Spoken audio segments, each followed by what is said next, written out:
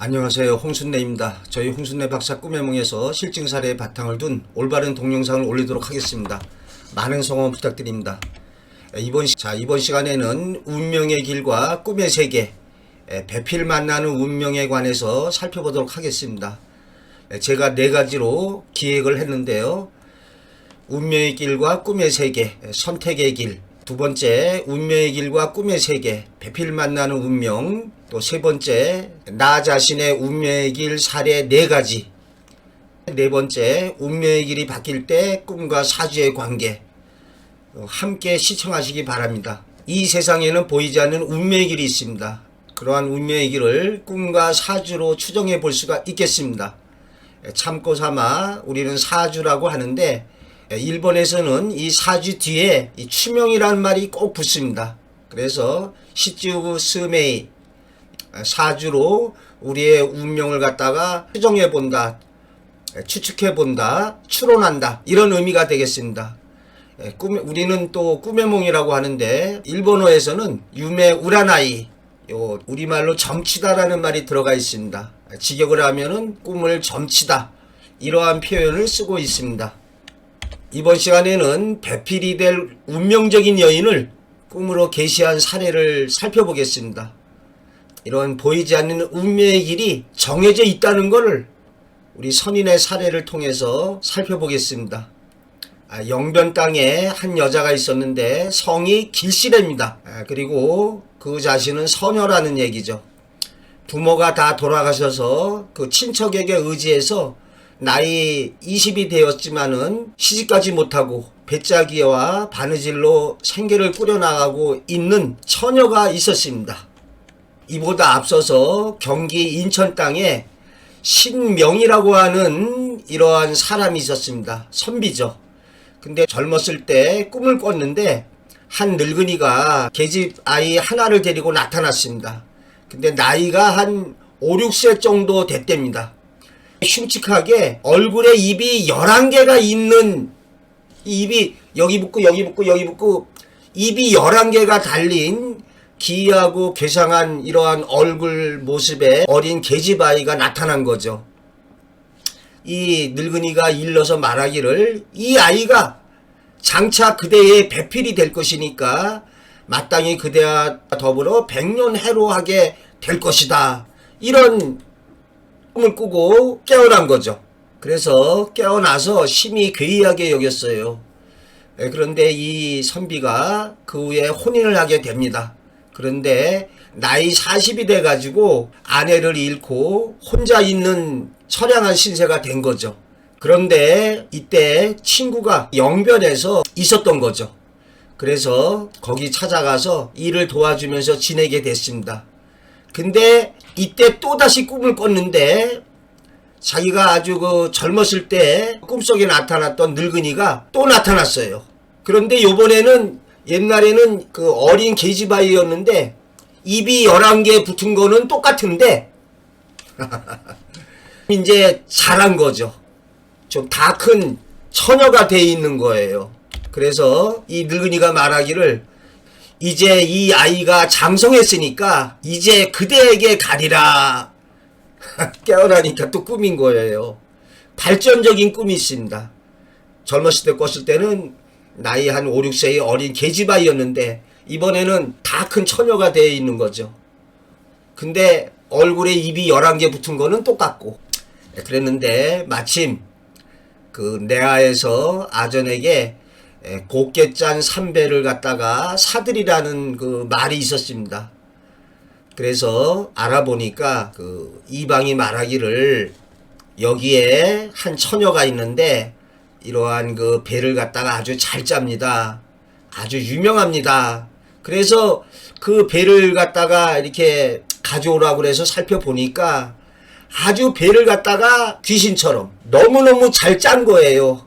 그 여자가 배를 짤 때 아주 정성껏 짜면은 이 올도 아주 가르다랗고 아주 일정하고 아주 그냥 깔끔합니다. 조금 이제 게으른 여자라고 할까요? 그냥 마구잡이 여자라면 에이 그냥 대충 배 짜고 나니까 그 줄도 안 맞고 뭐 이렇게 좀 엉터리로 짰는데, 이 처녀가 짠 거는 아주 똑바르고 아주 깔끔한 거죠.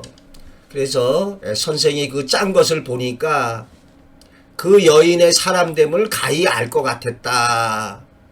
자, 이렇게 배를 갖다가 이렇게 올곧게 짠 것을 보니까 이 사람됨이 아주 성실하고 정성이 아주 지극한 사람이라는 걸 알게 된 거죠. 제가 이전에 그 단국대학교에서 그 교양학문 그 시간 강사를 한 적이 있습니다. 제가 부스에 관한 레포트를 갖다가 학생들에게 내줬었는데요.